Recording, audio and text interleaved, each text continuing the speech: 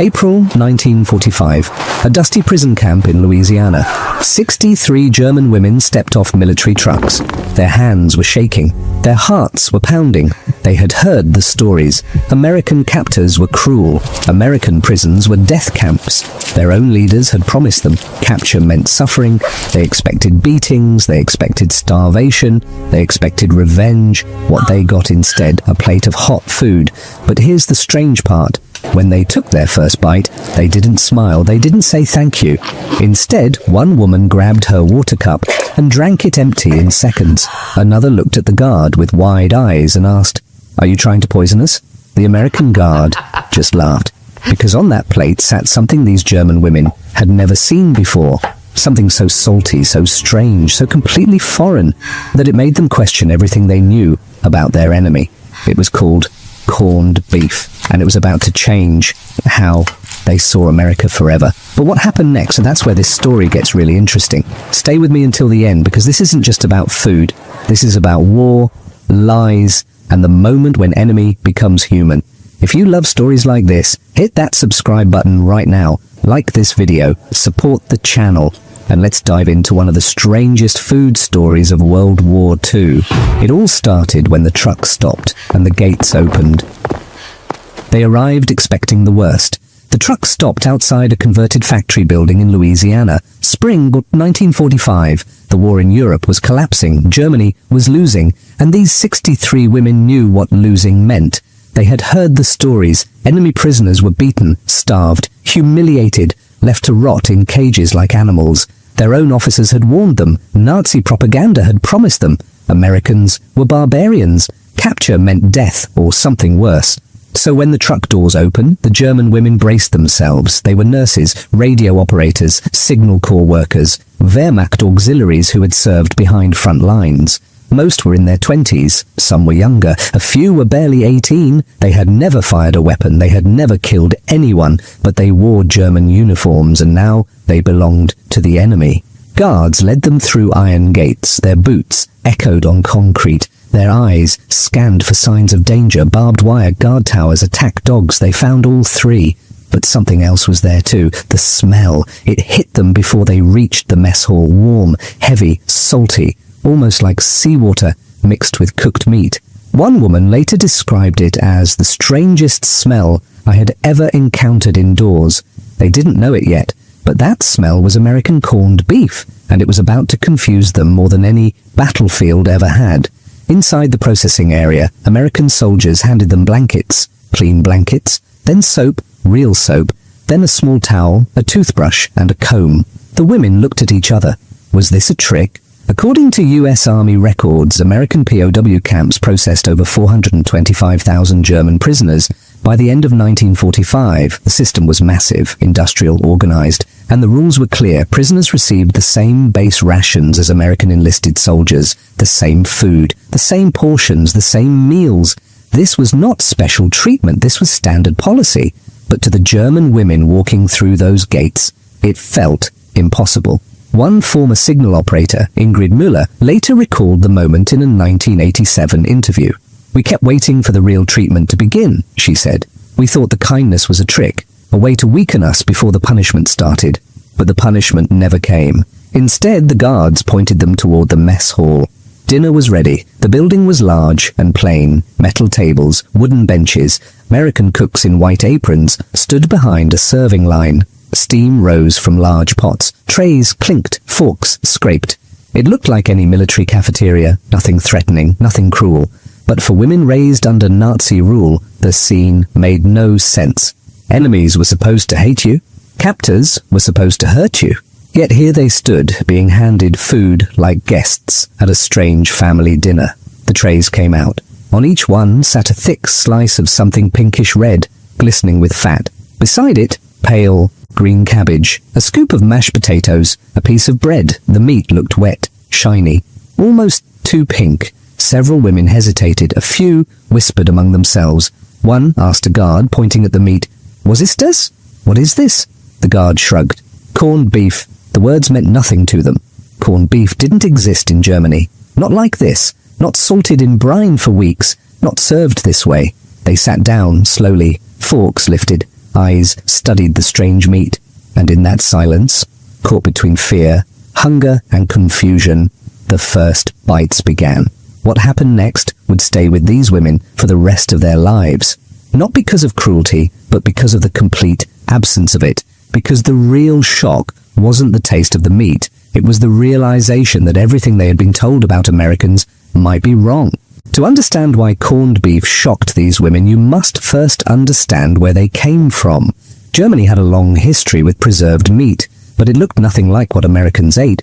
In German kitchens, meat was smoked. It was air-dried. It was ground into sausages with careful blends of spices. Families passed down recipes for generations. A grandmother's worst recipe was sacred. A butcher's smoking technique was his livelihood. German preservation was an art. Slow, deliberate, regional. Every part of the country had its own specialty. Bavaria had its Weisswurst. Thuringia had its Bratwurst. The Black Forest had its famous smoked ham. These were not just foods, they were identities. And salt? Yes, Germans used salt, but never like this. American corned beef came from a completely different tradition. It was invented out of necessity, not culture. In the 1800s, Irish immigrants in New York needed cheap meat that lasted. Jewish butchers in Manhattan sold them beef brisket, and the Irish preserved it the only way they knew, packed in massive amounts of coarse salt. The word corned didn't mean corn the grain. It meant the large corns or kernels of rock salt used in the brining process. The meat sat in salty water for weeks, sometimes a month. The salt killed bacteria. It changed the texture. It turned the beef pink. By World War II, corned beef had become a staple of American military food. It was cheap. It lasted forever. It could be shipped across oceans without spoiling. The US Army purchased over 2.5 billion pounds of canned and processed meat during the war. Corned beef was a significant part of that number. Soldiers ate it in trenches. Sailors ate it on ships. And now prisoners ate it in camps. But for German women who grew up eating delicate smoked pork and mild-herbed sausages, corned beef was an alien substance. One prisoner, Hildebrandt, a nurse captured near the Rhine, later wrote in her memoir about her first encounter with the meat. "It was so salty that my lips burned," she recalled. "I thought the Americans were trying to poison us slowly. I could not understand why anyone would eat this by choice." She wasn't alone in her confusion. Many German POWs, both men and women, reacted the same way. The salt content was overwhelming. The texture was strange. The pink color looked almost unnatural. Some prisoners genuinely believed the meat had gone bad. In German cooking, pink meat usually meant undercooked meat, dangerous meat. Yet here the Americans were serving it proudly as if it were a gift. The taste clash went deeper than preference. It was cultural, psychological, almost philosophical. Germans believed food should be crafted with care. Each ingredient had a purpose. Each flavor was balanced. Meals were expressions of discipline and tradition. Americans, by contrast, prioritized practicality. Food needed to travel. It needed to last. It needed to feed thousands quickly. Taste was secondary to function. Neither approach was wrong, but when they collided in that Louisiana mess hall, the result was pure confusion. One American cook stationed at Camp Ruston later described the scene to a military historian. "Those German gals looked at the corned beef like we had just served them boiled shoes," he said with a laugh. "We kept telling them it was normal. They kept looking at us like we were crazy." And perhaps, from their perspective, the Americans were crazy. After all, who would willingly soak good beef in salt water for 30 days? Who would boil it until it turned pink? Who would serve it proudly, as if it were a fine meal? The answer was simple. Americans would. Because in America, this was fine dining for a soldier. It was comfort food. It was home. But for those 63 German women, it was something else entirely. It was proof that they had landed in a country they did not understand. A country that ate food they could not recognize. A country that treated prisoners in ways that made no sense. And dinner was only just beginning. The mess hall fell quiet. Metal trays sat on wooden tables, steam rose from the food, forks rested in uncertain hands, and 63 pairs of eyes stared at the strange pink meat in front of them. This was the moment, the first real bite. Outside, Louisiana humidity pressed against the windows. Inside, the air smelled thick with salt and boiled cabbage. Ceiling fans turned slowly, pushing the warm air in lazy circles. Somewhere in the kitchen, pots clanged. A cook shouted something in English. The German women understood none of it. They only understood hunger and fear, and the confusing meal before them. One woman lifted her fork first. Her name was Elsa Richter. She was 24, a former telephone operator from Dresden. She had survived Allied bombing raids that killed thousands. She had seen her city burn, and now she sat in an American prison camp, staring at a slice of wet, salty meat. She cut a small piece. She raised it to her mouth. She chewed. Her face changed immediately. Her eyes widened. Her jaw slowed. She reached for her water cup and drank half of it in one gulp. "Mein Gott," she whispered. "My God." The women around her watched. Some leaned forward, others leaned back. A few put down their forks entirely. But hunger was stronger than suspicion. One by one, they began to eat. The reactions were immediate and varied. Some coughed, some grimaced. A few pushed their trays away entirely. One young woman, barely 19, started laughing. A nervous, confused laugh that spread down the table like a wave. An American guard standing nearby watched the scene with amusement. He had seen this before with male prisoners, but somehow watching these women react felt different, more human, less like processing enemies and more like hosting confused guests at a very strange dinner party. According to camp records, the standard POW ration included approximately 3,300 calories per day.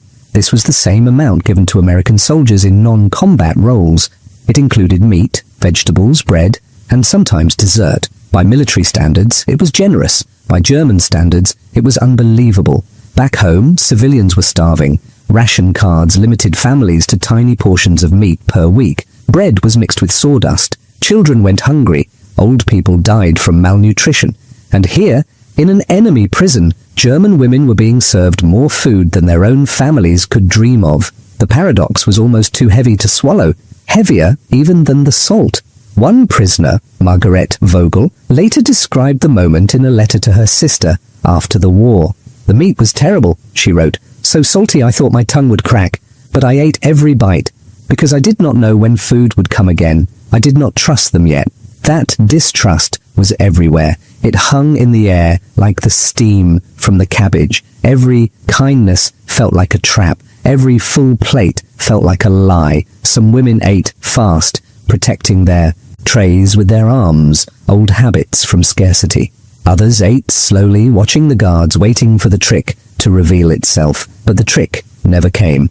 The guards didn't laugh at them. The cooks didn't mock them. The food, strange as it was, kept coming. One cook, a large man from Texas named Harold Brennan, walked through the mess hall offering seconds.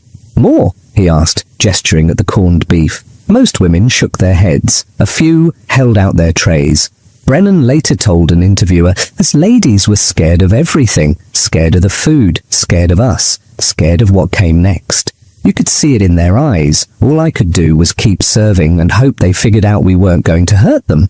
By the end of the meal, trays were mostly empty. Not because the food tasted good, but because these women had learned long ago that you never waste a meal. Still, as they filed out of the mess hall, one question lingered in every mind.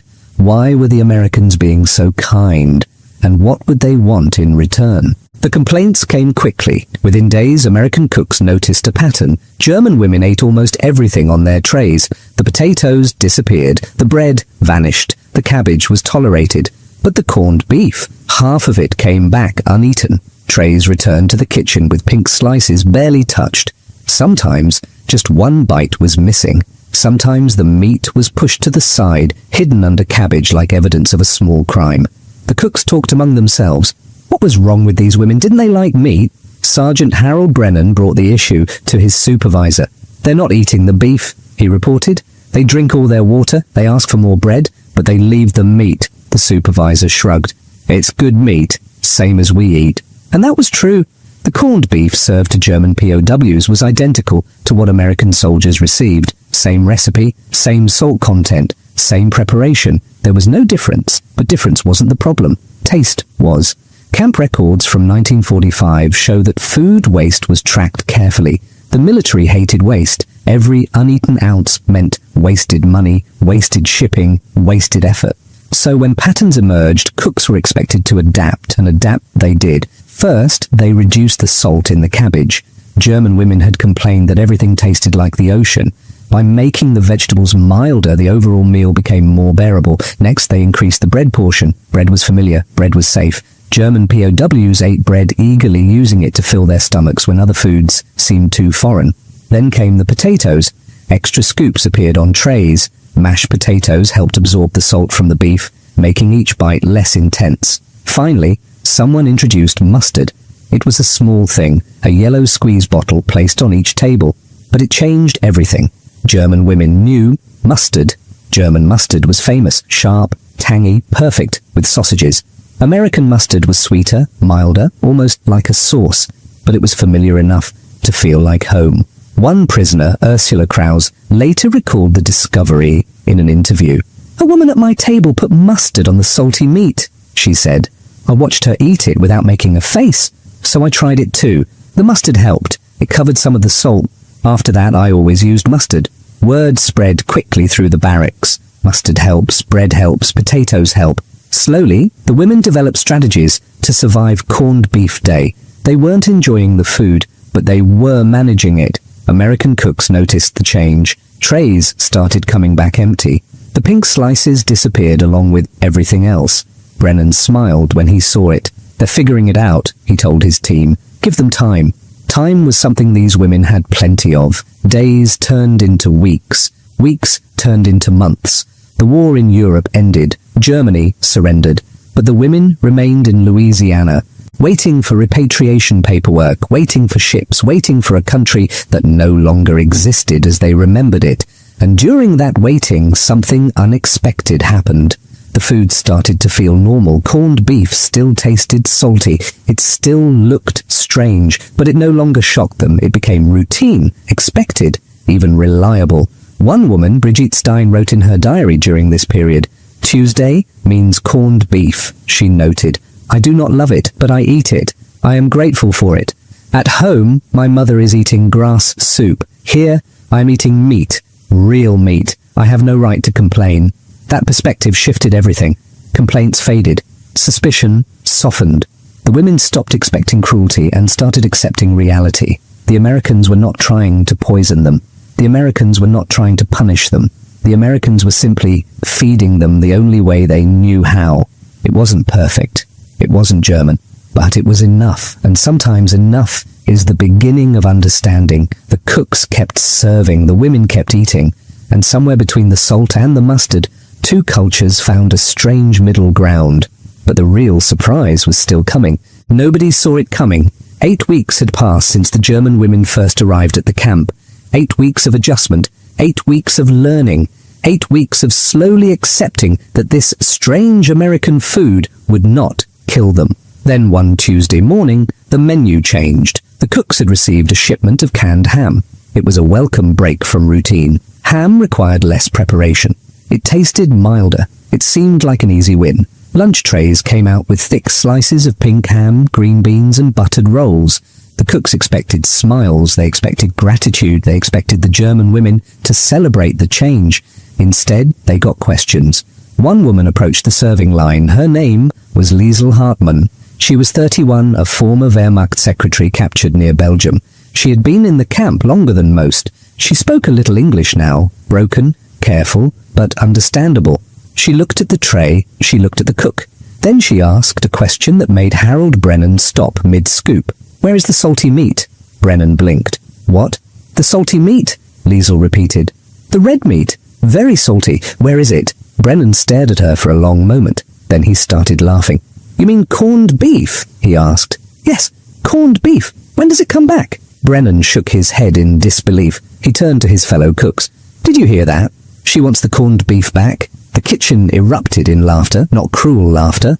Surprised laughter, the kind of laughter that comes when the world stops making sense. For weeks these women had complained. They had grimaced. They had pushed the meat aside. They had called it salt blocks. They had joked about turning into pickles. And now they wanted it back. Brennan wiped his hands on his apron. "Next Tuesday," he said. "Corned beef comes back next Tuesday." Liesel nodded seriously. "Good. We will wait." She took her ham tray and walked away. Behind her, other women were having similar conversations. Several asked guards about the missing corned beef. A few seemed genuinely disappointed. Word spread through the camp within hours. The German women missed the salty meat. It became a story that guards repeated for years. The same dish that once caused confusion was now being requested. The same taste that once seemed like punishment was now expected, even wanted. How did this happen? The answer was simpler than anyone imagined. Humans adapt. Taste adapts. Comfort adapts. Corned beef had become familiar. It marked the calendar. It signaled routine.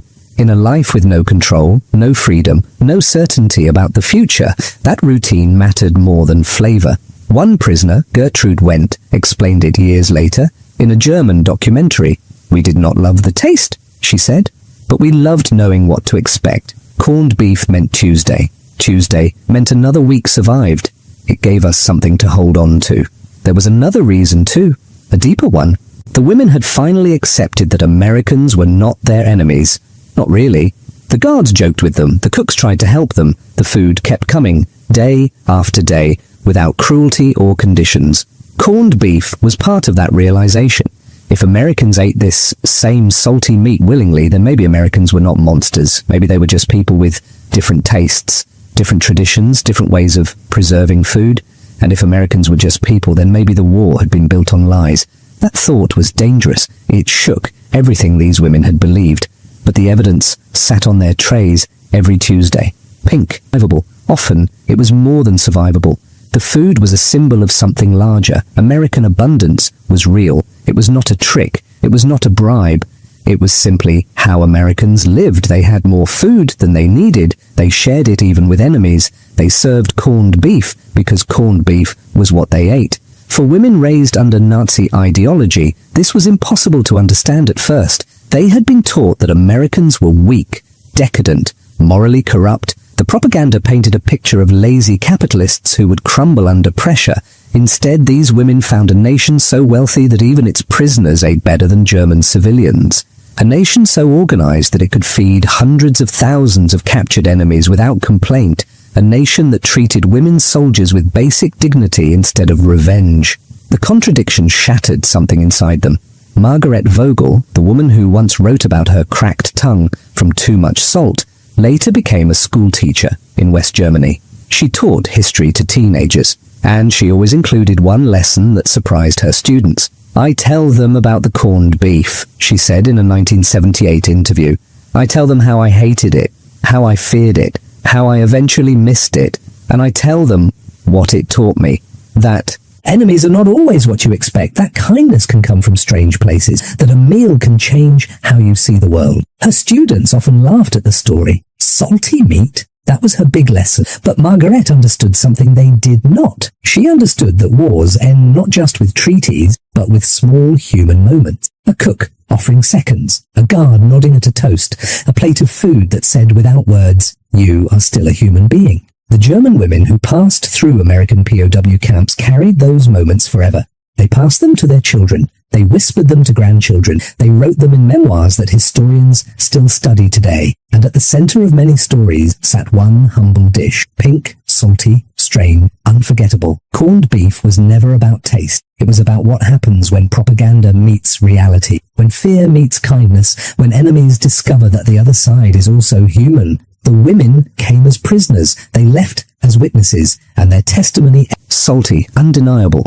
When corned beef returned the following week, something had changed in the mess hall. Women ate without complaining. A few even smiled as they chewed. One woman raised her water cup toward Brennan in a small toast. He didn't understand the gesture, but he nodded back. Somewhere between suspicion and acceptance, a wall had fallen. Not a political wall, not a military wall, just a small human wall knocked down by salt and bread and time. And that, perhaps, was the strangest victory of all. The war ended, the camps emptied, the women went home, but home was not what they remembered. Germany in 1946 was a nation of ruins. Cities lay flattened, factories stood silent, families searched for missing relatives. Food was scarcer than ever. The average German civilian survived on fewer than 1,500 calories per day. Many survived on less. The women who returned from American captivity carried something unexpected with them. Not anger, not hatred, not stories of torture or abuse. They carried confusion and gratitude and memories of salty meat. One former prisoner, Ingrid Müller, arrived in Hamburg to find her childhood home destroyed. Her mother was dead, her brother was missing. She had nothing left except the clothes she wore and the memories she carried. Years later, she told an interviewer something remarkable. "When I was starving in Hamburg, I thought about that American mess hall," she said. "I thought about the corned beef I once hated. I would have given anything for one slice, just one slice of that salty meat I used to push away." Her story was not unique. Across Germany, returning POWs told similar tales. They described American camps with disbelief: full meals, clean blankets, medical care, fair treatment. Many Germans refused to believe them. The stories sounded like propaganda, like lies designed to make Americans look good. But they were true. According to post-war records, the mortality rate in American POW camps was less than 1%. Compare that to Soviet camps, where up to 30% of German prisoners died from starvation, disease, and execution. American captivity was not pleasant, but it was echoed for generations. In the end, America's greatest weapon was not its bombs, its planes, or its army. It was a steaming plate of salty meat served without hatred to women who expected none. History remembers battles, it remembers generals and treaties and surrender ceremonies, but sometimes the truest history happens in mess hall, in small moments between strangers, in the taste of unfamiliar food that slowly becomes familiar. The German women who first tried American corned beef did not know they were part of something larger. They only knew they were hungry, scared, and far from home. What they discovered changed them forever. Not the salt, not the pink meat, but the simple act of being fed by an enemy who chose not to act like. That is the lesson of this story, that humanity survives even in war, that meals can carry meaning, and that sometimes the strangest food teaches the deepest truth.